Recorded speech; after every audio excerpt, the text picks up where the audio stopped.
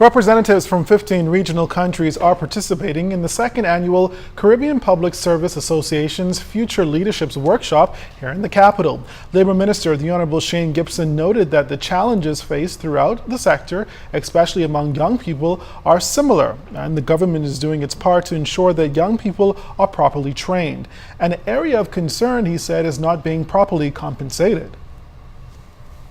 And I'm an advocate that many times we put our country and private business in a position where we bring persons in from other countries, give them better benefits, better compensation, better remuneration, and you have persons in your country who are able to perform the same job.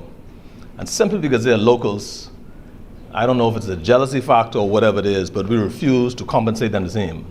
And so I'm an advocate that not only should we match those compensations, but we should actually beat it. For instance, at the Ministry of Works, we have engineers from all over the Caribbean, all over the world.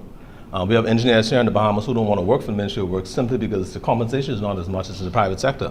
But we pay them to come to the Bahamas and give them allowances that we don't give the locals. So we're now in the process of correcting that and making sure that we exceed the compensation for locals so that we can continue to keep those persons at home. Meanwhile, BPSU President John Pinder says that seminars like this one ensure that the union movement thrives across the region.